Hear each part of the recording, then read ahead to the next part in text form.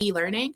We'd love for you to continue to engage on social media. Loved some of the comments and the screen captures and everything from last week using the hashtag xAPI cohort. And feel free to tag our speakers, Jeff and Matt, which their handles are right there in the right-hand corner. And also feel free to tag our GNOME, which is our xAPI cohort Twitter account. Let's connect a little bit in chat. Introduce yourself and your pronouns. What do you prefer to be called? What organization that you're with? And then share a cool fact about yourself. I'm Jess. I use she, her, and they, them pronouns. I prefer to be called Jess. I'm with Torrance Learning, and I'm from Detroit and love Detroit. Again, this is the second web session. These web sessions are recorded so that we can send them out to folks who might not be attending with us live. And so that is sent out weekly in our resources channel in Slack. It's also sent out in our weekly updates, and it's also sent out on our Twitter. So you should be able to access this recording from any of those spaces so that you can get this information right at your hands whenever you need to. And that's important because cohort is a come as you are, as you can learning opportunity. So we're at 509 people registered for the fall 2021 cohort, which is really, really exciting. As you know, or maybe you don't, our Slack channel has even more people than that. We have about 3,800 people in Slack, which means those are all the folks who have ever been a part of cohort. To be a member of cohort for the semester, you will need to sign up online. That's going to get you enlisted in our weekly update listserv that goes out. We're not going to automatically add you to the list just because you're in the Slack channel. We're going to need folks to sign up. So if you have friends that you think are interested in cohort and want to join, go ahead and share the cohort website for them to sign up. Today we have How to Send Data from E-Learning by Jeff, Matt, and Matt Kliewer. And we're excited for that session conversation. Behind the scenes today, you have myself, Jess. I'm the xAPI cohort host. And then we have Jamie, our producer, who's here to help with any tech. She also told me that she put a little poll in our poll. So if you go over where the chat is and click on polls and look at the event polls, you can see that we have a poll asking how many cohorts have you been involved with? Are you a newcomer, a beginner? Have you been in 5 or more cohorts? Let us know so that we can gauge where our folks are and see that picture. Thanks, Jamie, for that poll. Each week, I want to challenge you to engage with us on social media. The xAPI GNOME account is going to be a great place for you to follow to get weekly web session recordings, xAPI cohort updates and reminders, and general xAPI news and events. If you have something that you want to share, feel free to tag the GNOME and use the hashtag xAPI cohort, and we usually get those up and shared out. This week, we're asking you to think about one thing you've learned about xAPI during today's session, and go ahead and post that. Or even if you don't want to share something that you've learned from today's session, maybe in the last week since we started, what's one thing you've learned about xAPI in the last week? All right, so I'm going to give a little high-level overview of what xAPI cohort is and how it functions. And I do this every week just so you know our schedule, what's coming, where we've been. And again, cohort is a come-as-you-are session, so we do cover this conversation every week just because we want to make sure if folks didn't come to any of the sessions, they're getting that context as well. So if you've heard this, bear with me. And if you're new, this is for you. So the xAPI Learning Cohort is free, virtual, vendor neutral. It's 12 weeks, and it's learning by doing project-based team learning experience and community. The key word there is community. We are building a community of folks around a shared desire and a specification for the industry. And we also have kind of cohort happening in two different phases because it is that learning by doing, right? So here every Thursday from 2 to 3 US Eastern, we have our weekly web sessions. This is where we invite key thought leaders and partners to come and share about some of the ways that we can apply the specification in our work, some industry perspectives on how adoption is looking, what are some of the what we're seeing and what we're noticing widely. There's lots of conversations happening at our weekly web sessions, and we record these and share them freely. The second place where cohort is happening is with project teams. And in project teams, we're meeting up in Slack. We're sharing out what we're working on in GitHub, and we're working together wherever, whenever to kind of iterate and design a project that applies what you're learning in those weekly web sessions and in other resources. Cohort is also happening in our weekly email, which shares updates and the web session recordings.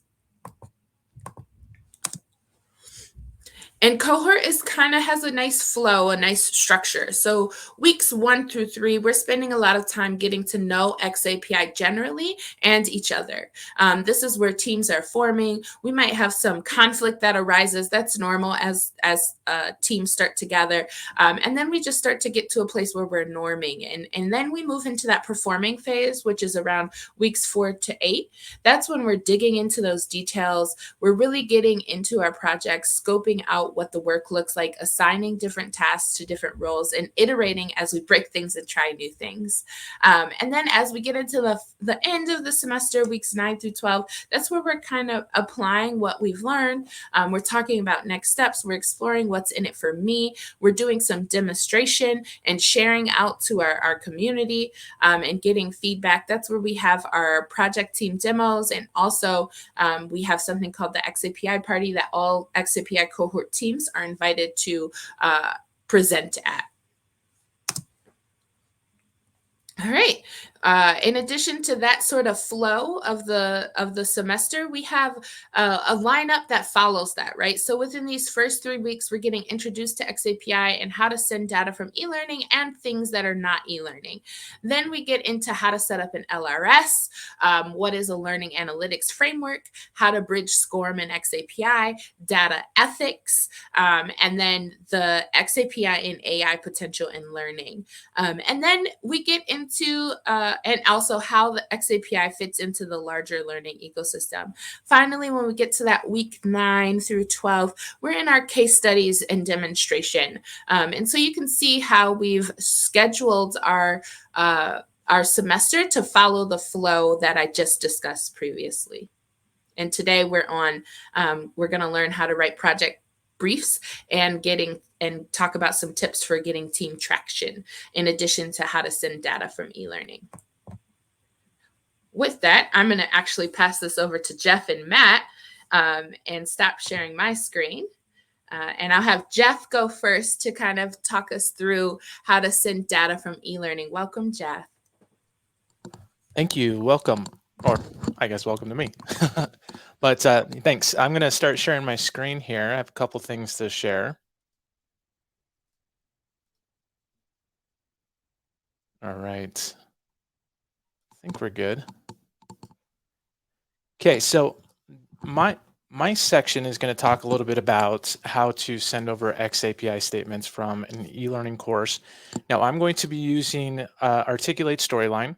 However, you can do the same thing with Adobe Captivate and other things. There's kind of a division in the authoring tool where some authoring tools allow you to actually send xAPI statements right within the authoring tool, where you can connect to an LRS, you can put in your endpoint, you can put in the key and the secrets, and then you can have that content wherever you want. But there's other tools like Storyline and Captivate that allow you to actually take your course and you can upload it to a learning management system that will track xAPI statements, but you don't really have much control over what xAPI statements actually get sent over. And so we're going to be focusing more on sending over your own custom statements and being able to place that content wherever you want. And I've done this with several courses. One of my probably most high traffic courses has over about 900,000 statements a year that it goes through. And so we basically send over different xAPI statements for the course. So, but I'm going to give you a little bit of a concept. I know this is just week 2, so I don't know how much has been covered of this. But really, the key of xAPI statements is triggering statements over to the learning record store, and we need to do that with JavaScript events. So if you think about the learner story, so the learner is going, in their work story, they're going through, they may start a job, like a start date. You may want to track that over to the learning record store. So that's some type of event. Let's say that they go through like a PMP certification or something like that. And during that certification, you may have different points where that event gets tracked and sent over to the learning record store. And now it's stored inside of that learning record store. And so you need to come up with these events not only, as a whole across different courses, but also within the course. How much do you actually want to track inside of the course itself? And that helps you kind of set the stage so that when you're inside of Storyline or inside of Captivate or whatever tool that you're working with, you can know when to trigger those statements and then send over those different types of statements. Now, when you send over the statements, you have the actor, you have the verb, and then you have the context or the object that's describing that verb as well. Now, so that's where, something like the xAPI vocab library will actually come into play. So you can see all the different types of verbs that are available. So if you wanted to track, okay, did they leave something? Did they like something? Did they pause a video or something like that? Those are different events that you can track. And so something like this, which I'm not sure if that URL's been saved or shared out, but something like this will help you know what to plan for and when you're working inside of a Storyline. Now, inside of Storyline, there's a couple different ways to know who the person is. So let's think about the statement. So you have the actor, who the person is. You have the verb, what action are they doing? What action are they performing? And then you have the object, you describe what that action is. So Jeff Batt downloaded the PDF on ethics or something like that. So when that comes to play, let's take this one step at a time. Where we have the actor, we need to know who that person is. And I've done this through like a single sign-on where we place the course, and as soon as the course is on that server, it prompts them with a single sign-on, and we capture who the actor is. In this example, though, what I did is I set up 3 different variables inside of Storyline. I set up the email address, I set up the username, so I'm going to capture who the user is, and then I also set up the object ID. So the object ID is a way to identify what this experience is, and that helps me with my reporting inside of the Learning Record Store. And that doesn't change typically with a course, and so I'm just going to keep that pretty much the same, and I set those up right there. Now what I need to do is I need to trigger the JavaScript at different points. As soon as the learner enters in their name and their email, I have these different buttons that will send a started statement, it will send an interacted statement, and then it will send a completed statement. Now, I can actually add in all the JavaScript right within Storyline, but I like to simplify things a little bit more.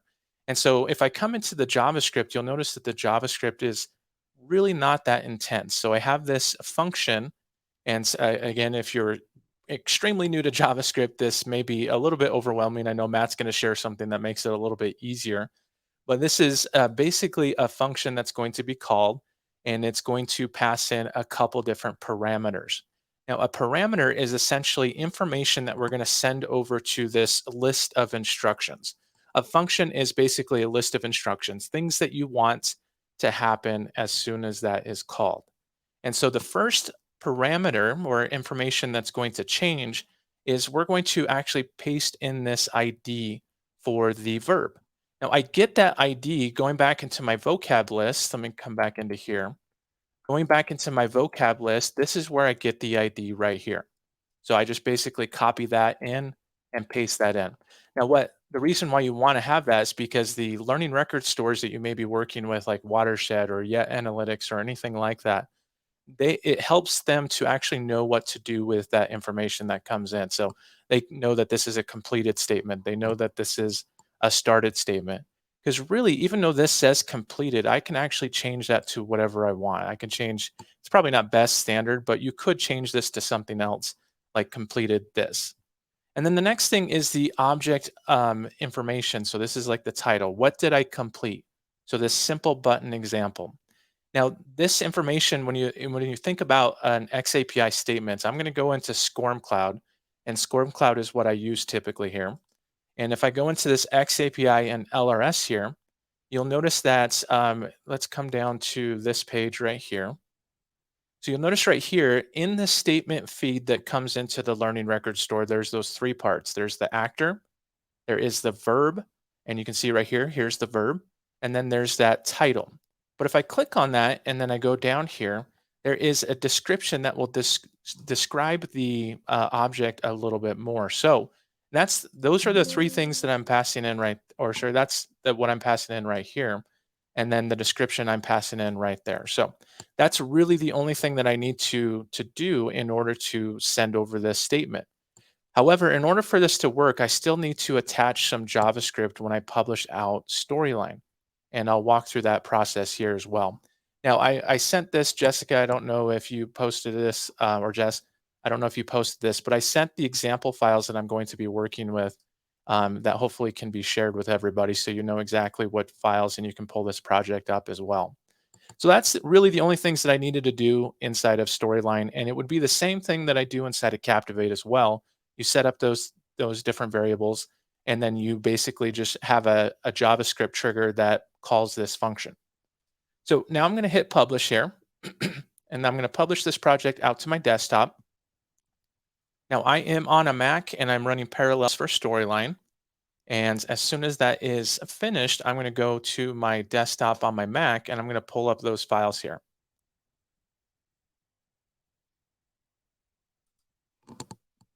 I haven't looked at any questions or anything, if there are any. All right. So that is, I believe that is finished. Okay, so that's finished. I don't need to zip it up or anything. So I'm going to go ahead and minimize that. Now here is my finished Storyline project.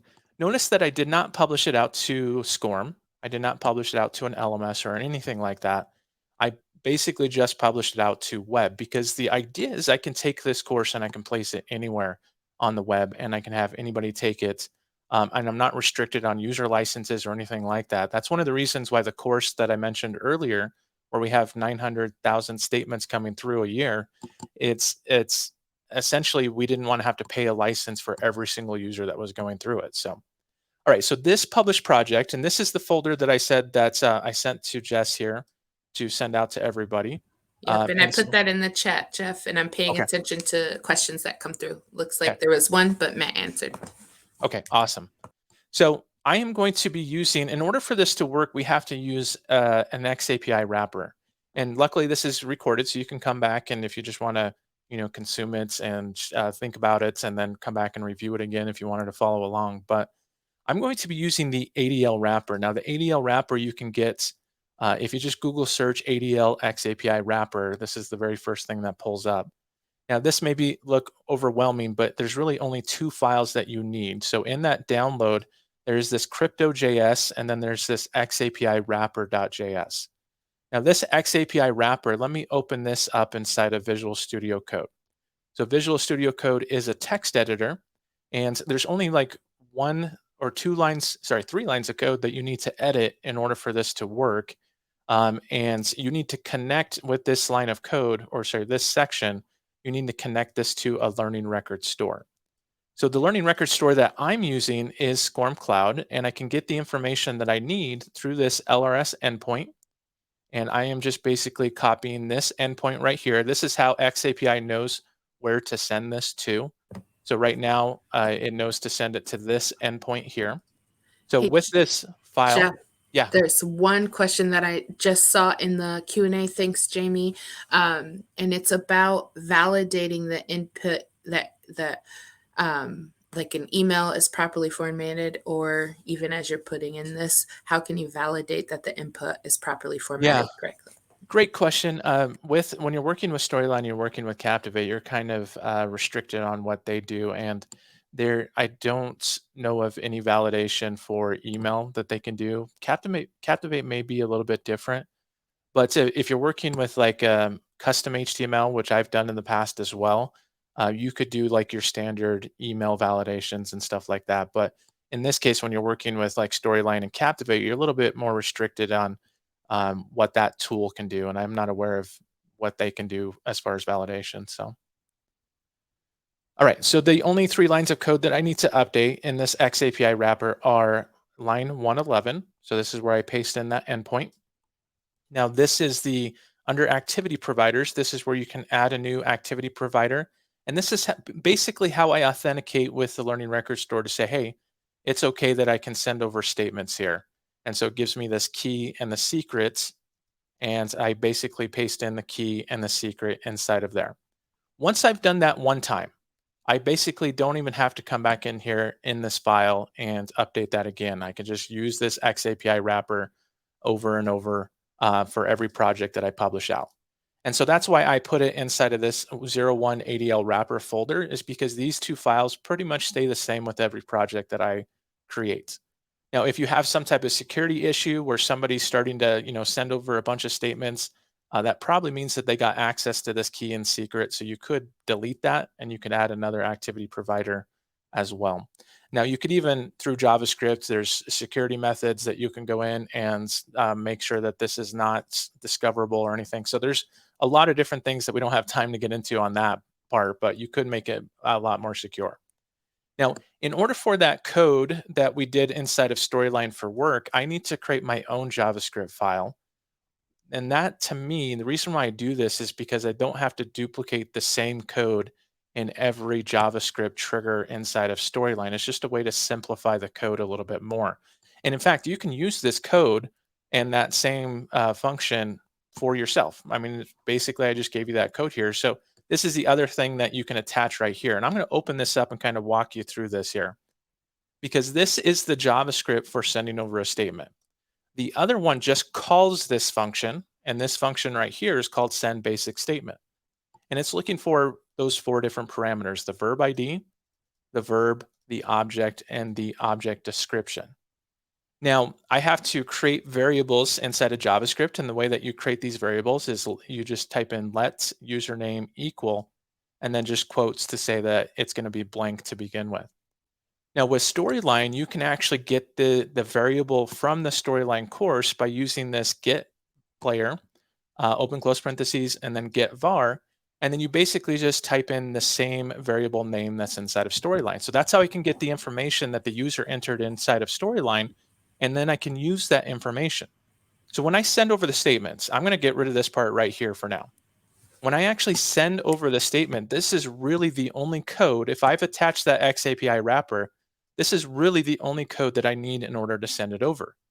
Everything you see right here is kind of optional. I'm just doing it so I can get the information from Storyline, but really this is the only JavaScript.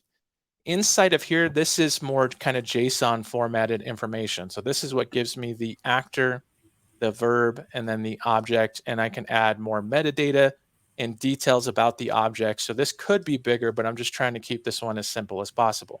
Hey, Jeff, we have 2 questions coming Yeah. in for you. One, does the actor always have to be identified, or can there be anonymous statements? There can be anonymous statements. I've seen a lot of people do that. To me, the benefit of xAPI is that you can identify the user, and then you can use that information to personalize future content. And so you can actually go in. I mean, there's one part, the part that we're talking about right now is pushing the statements over to the Learning Record Store to be able to track it. But there's another part of xAPI that allows you to get, like on the fly, get information from the Learning Record Store and then adapt your content. So to me, if you don't know who the user is, there's really no way to tie future experiences to that. And especially like if you're working with like a learning experience platform or something like that, I think the future of learning is really that personalization. So I would strongly recommend that you do identify who the person is. But if you are not doing that, then that's fine. But maybe something like Google Analytics is a little bit easier to do if you're not really gonna dive into the deep details or something like, I don't know. So it's a preference. I've seen people do that, but to me, I want to know who the person is so I can tie the learning experiences and future learning experiences to the person. So, And a follow-up question there is, can the actor info be pulled from an LMS rather than a text entry field? Since my learners yeah. wouldn't want to enter that info. So that is actually something a little bit different. So, and I have a video on that on my blog. If you go to learningdojo.ninja and you go to this, I think it's this one right here. No, not that one. Yeah, right here. Getting xAPI data with your LMS using CMI5. Inside of Storyline, if I pull this back up, if you publish out to CMI5, if you're just going to place this on an LMS, if you publish to CMI5, you don't really have to do anything um, extra. You can then upload it. And in fact, I have an example right here. You could upload it to your learning management system as long as your learning management system can handle it. And it will automatically capture who the person is through the learning management system.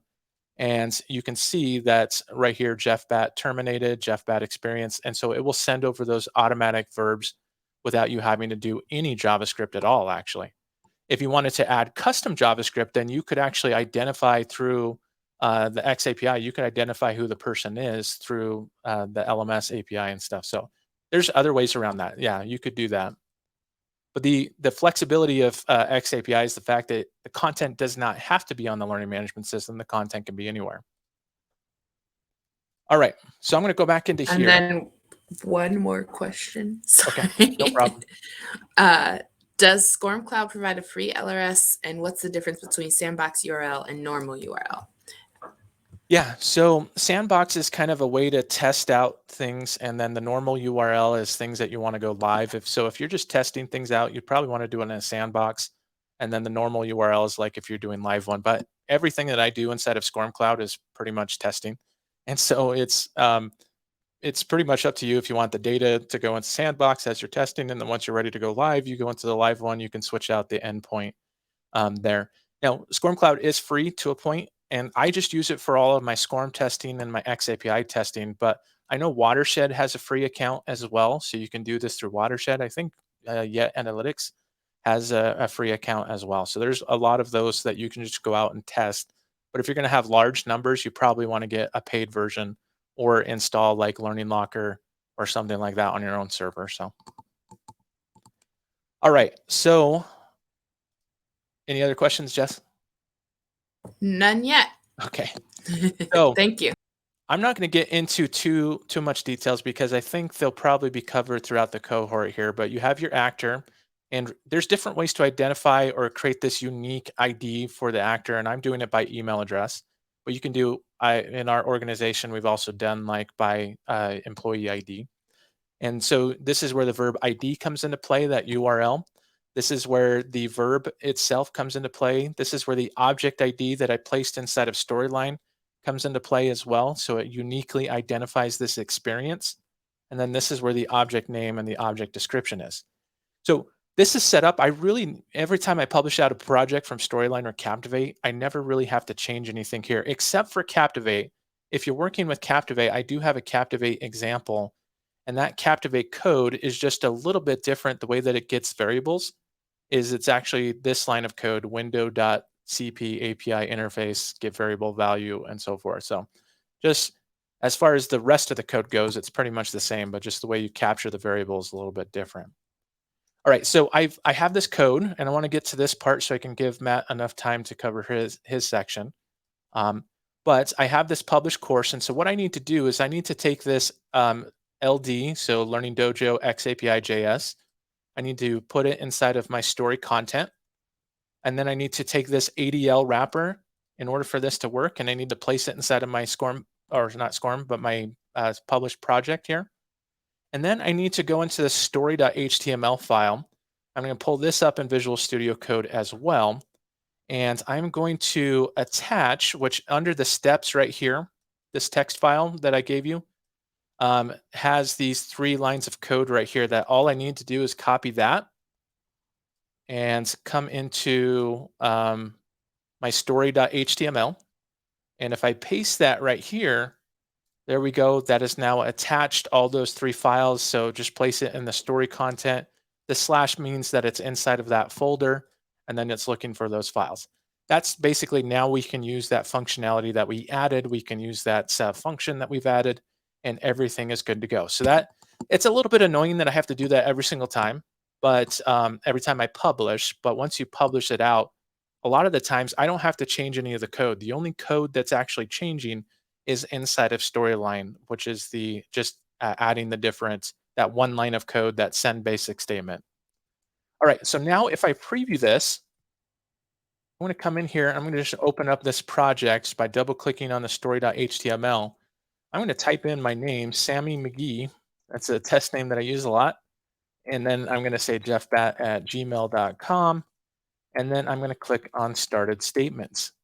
So as long as everything has been attached and those statements have been sent over, if I come over to the Learning Record store, you can see right here, Sammy McGee started the simple button example.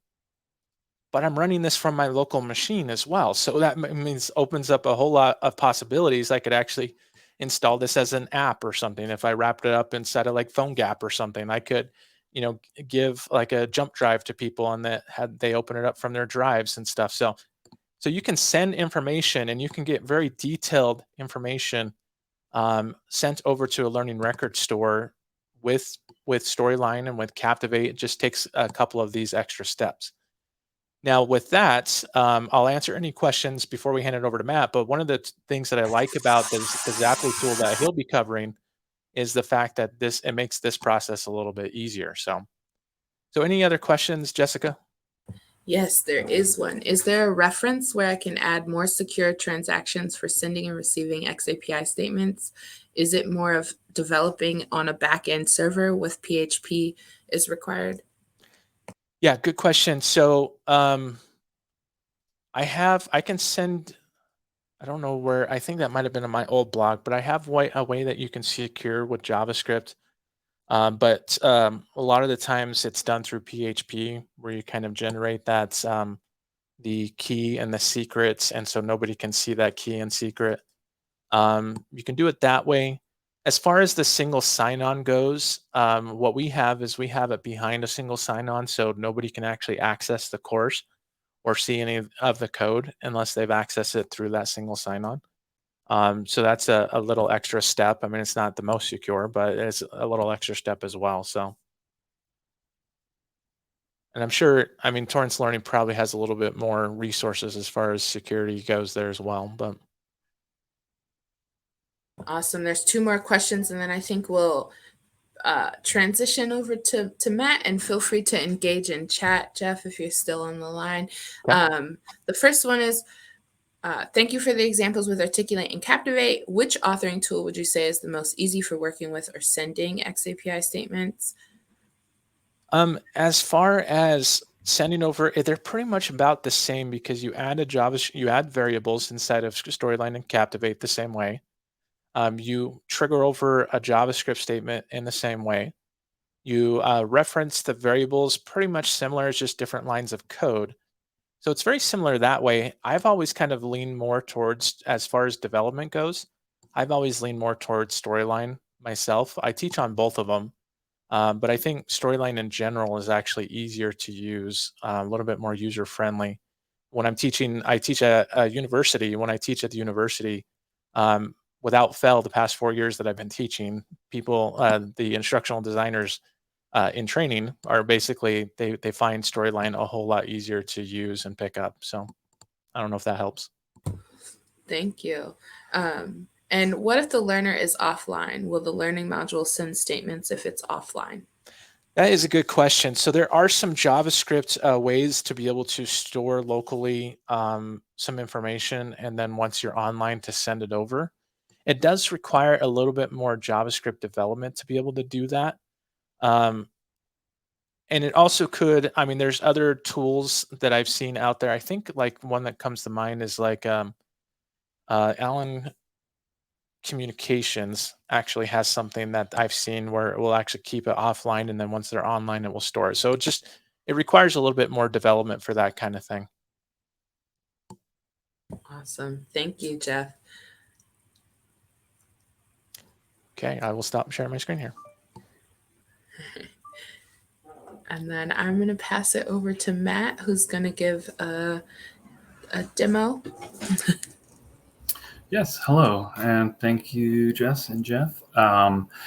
And I'll just answer this question that just came up. And if anybody wants to put any questions in Q&A, I'll try to keep that panel open. So I'll just glance at it as I'm looking here. But can you use xAPI with Articulate Rise? And yes, you can publish from Rise to xAPI.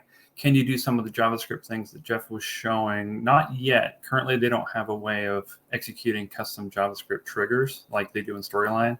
Hey, Matt. You can publish after, but yeah. Go ahead.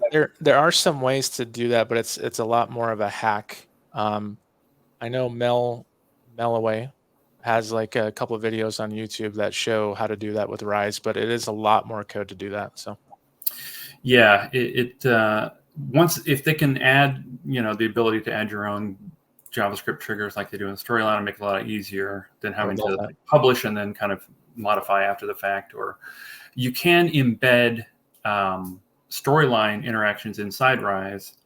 And the tool I'm going to demo here in a second is xAPI, which is a product that we made basically to kind of deal with some of these things. We started out, kind of trying to build some custom statements with JavaScript, basically a client request to have a bunch of different types of statements that were in addition to what you get straight out of the box with these authoring tools, which is often generally pretty straightforward. Experience to slide, experience to slide, experience to slide, answer to question, passed a quiz. And so to kind of solve some of those issues, we created a tool to be able to quickly do this with no code. And if you see, no code tools are really popular now, no code or low code tools. Basically, that doesn't mean there's no code involved. It just means that you don't have to write it yourself. So there's lots of code going on in the back end of things, but it just means that you don't have to necessarily manipulate and fiddle with it and have to know all the syntax and everything. But I would say if you're interested in xAPI and you're interested in JavaScript, I would recommend going through some of those materials that Jeff posted and taking a look at, because you can learn a lot from just dissecting and sending your own statements and saying, oh, okay, this is where this goes, and just learning some JavaScript and how, because basically all these courses that we're running behind the scenes, there's JavaScript going on behind the scenes. You don't see it, but that's pretty much what's running all these e-learning courses. So, and just the internet in general, at least on the front end. So I'm going to demo the product here, but I'm going to take a look at Storyline first. So this is a demo that we kind of put together to kind of demonstrate Veracity's LRS, which, as I mentioned in the chat, Jason had posted that they have their trials that you can sign up for, which is worth taking a look at several different LRSs and kind of seeing what the differences are with what they offer and how they work and all that sort of thing. So this is a Storyline course that basically just kind of to really simply demo what's going on with xAPI. So the ideas are pretty much exactly the same as what Jeff showed. It's JavaScript triggers, basically the same concept. We have a function with some parameters that you send. You send the verb and what your activity titles and things like that are. That's a little bit extra in here that you can add. You can extend this even further, but at its simplest, it's just xAPI, actor, verb, object. In this case, you don't have to identify the actor because that will all be done kind of automatically. But anywhere you can use the JavaScript trigger, you can add these extra statements. So you can add it on a button. You can add it when a slide starts. When somebody passes something, you can throw in variables in there. So I'll switch over to xAPI, which is a web app, xapi.ly. So the concept here is basically it's a builder for doing a lot of the same things to get to the same point of being able to take that JavaScript and put it into Storyline. Now, unfortunately, most authoring tools, actually, maybe even all authoring tools at this point, don't really have a good way of creating add-ons that you can just add right into the tool. So we do have to kind of do this a little bit separately and then paste it into Storyline or Captivate. So right now this xAPI is for Storyline, but in the next month and a half or so, we're hoping to release a version for Captivate. Pretty much works identically. But the idea is here on the left, we have projects. So a project might be a course. That's a logical project. So this project we're looking at right here is the same thing I was looking at over here in Storyline. It's arranged into multiple activities. And then within each activity, you have your statements. So some of them might only have one, like here's a question that you can answer, and there's only one statement there. But you might have something where there's launch completed. You might have multiple statement verbs happening with one activity. So they're kind of split up that way. But if you want to create a new statement, it pretty much starts with, a verb. And one of the minimum things you have to have here with in xAPI is a verb. So I'll just choose from this list. So this list is actually coming from that list that Jeff showed earlier, the Vocab server. So it's pulling in all the verbs that are available there. And these are published official verbs. It's not the exhaustive list of every verb that could exist, but it's the ones that have been published. And it's generally a good idea to look there and try to find the one that matches what you're trying to do. But you can kind of, filter this list and say you responded. And there's a description that kind of tells you what that specific version of that verb means. And then you see on the right here, this will update as I change. So this is the code that will basically be copying and pasting into Storyline. So basically it's constructing this. So that's the no code part of it, but there's still code that you have to copy and paste. That's just an unavoidable step right now.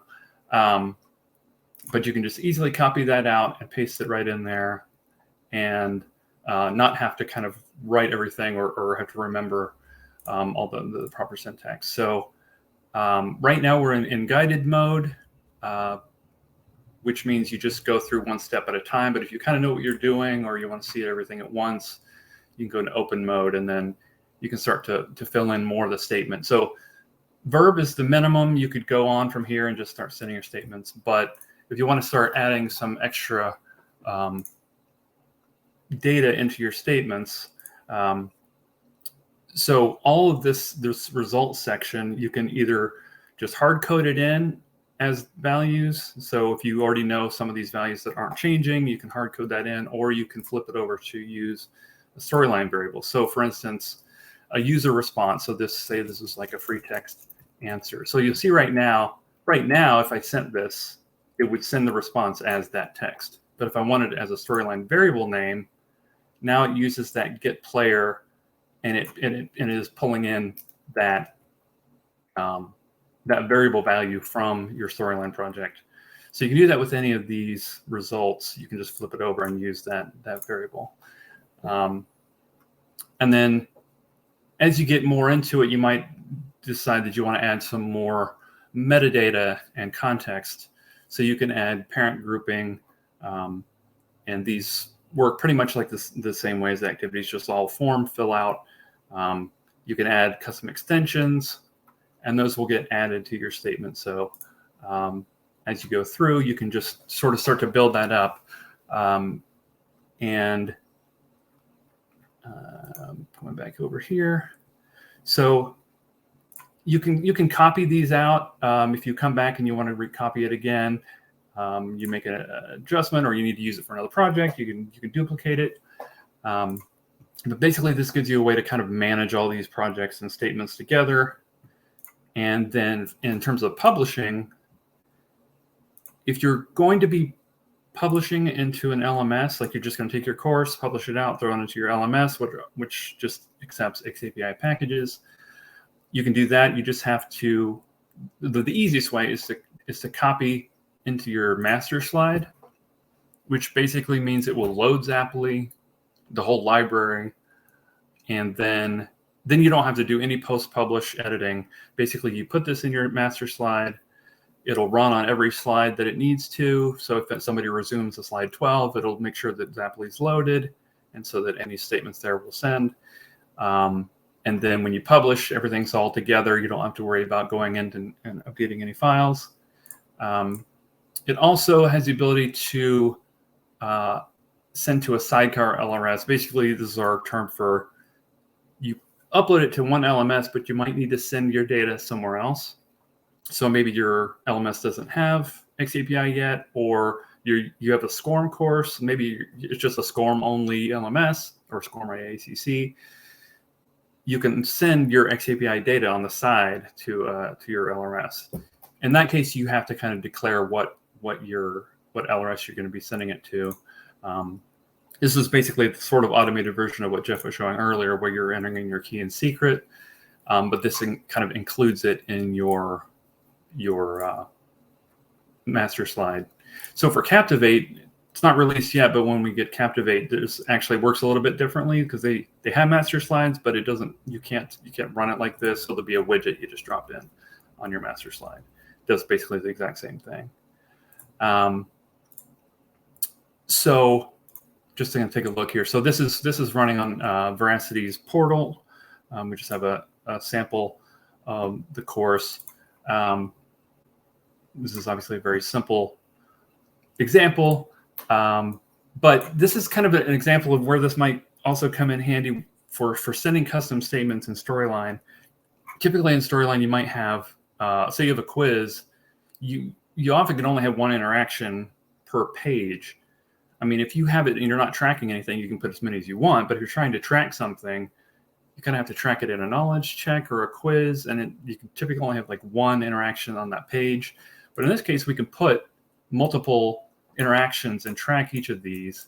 And when we submit that, we're actually sending 3 statements there. So like I said, by default, we'll get experienced. Terminated, I think, was Veracity automating. But this answered our custom xAPI statements. And so if we look at some of these,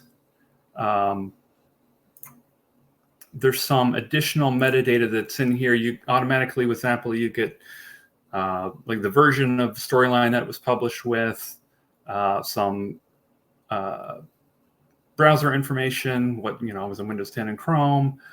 This is where you would have your parent and grouping that you can add extra context there. I'm not sure I added any extra extensions beyond the built-in ones, but all sorts of things you can add in there as extra information that you can start to slice and dice your data a little more than just getting experience on every slide, which is only kind of useful.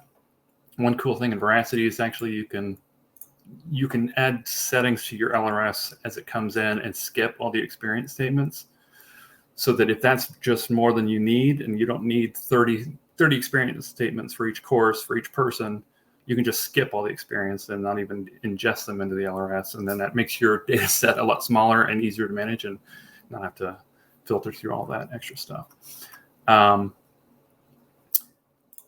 But yeah, so are there any questions? I know I just kind of rushed through that, but I know we're running a little bit lower on time. But we'll also have a trial of xAPI that is accessible for all the cohort members, and I will post that in the demo and vendor offers channel in Slack at some point when we get to that point. But I'm also in Slack and available if anybody has any questions. I'm going to read this question that just came up.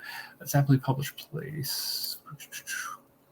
Yeah, so the xAPI publishing is, so it does kind of replace a little bit of that, a little bit of that having to copy and paste and add scripts to your publishes after you publish. So being able to copy all this code into the master slide means that it's now part of your project. And whenever you go to publish, you're done because it's just already in there. The xAPI library code, which is actually what is processing all those functions, is on a remote server. So it just pulls it in whenever you run your course. It just pulls that in and runs. So there's, so in terms of trials, there's a trial of Veracity. You can go to lrs.io and sign up for a trial there. For the free trial there, I think you get 3 LRSs. So they don't have the concept of a sandbox necessarily, but you can use one as your main and one as a sandbox, one for just playing around.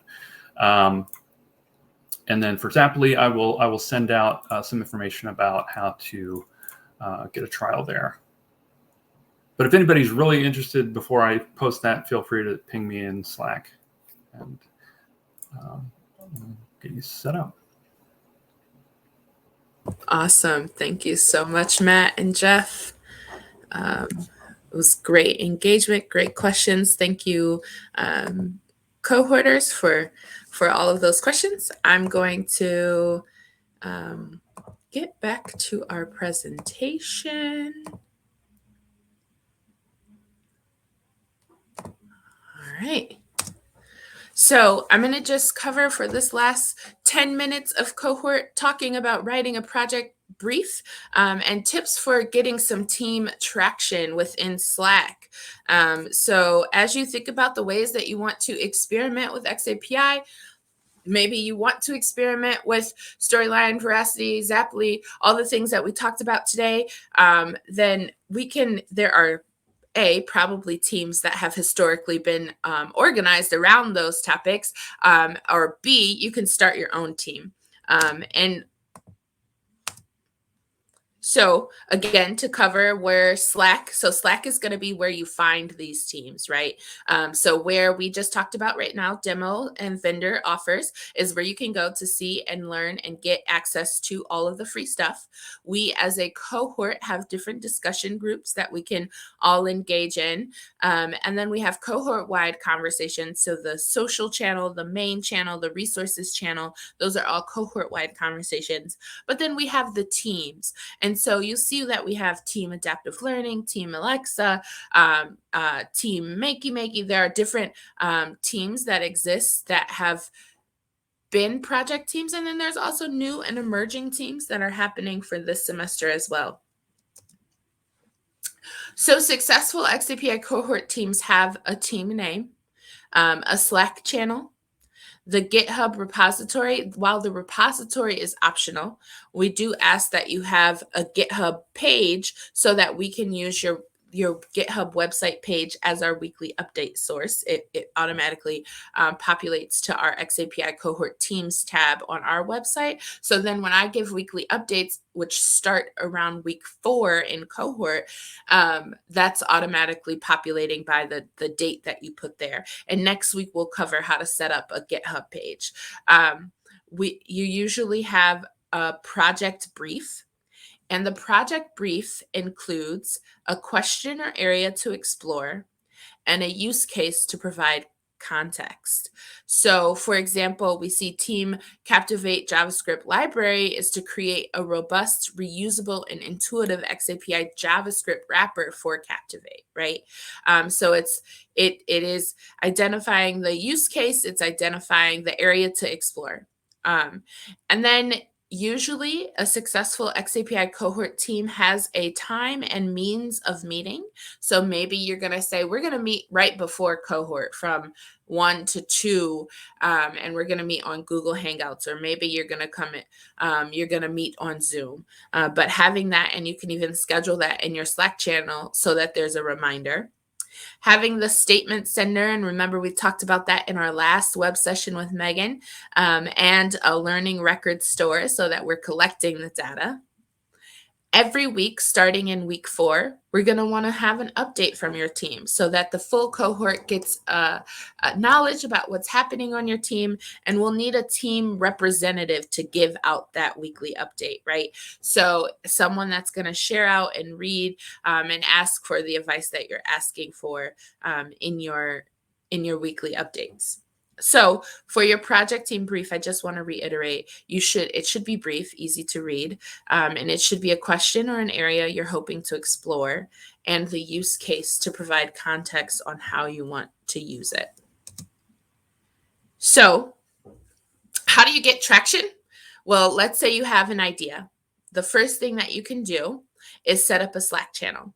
And then you're going to post that description in main to invite people to come on over to join your your Slack channel and your team. That the main channel has all those 3,800 people to start to gain traction. And then every weekly, I think that we sometimes miss that this is an opportunity during our weekly web sessions when you're giving status updates.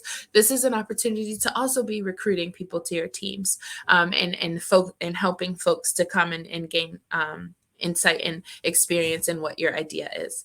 If you have no idea of what you want to do at this point, that's completely fine as well. You can start by checking out the Slack channel team to see what looks good to you.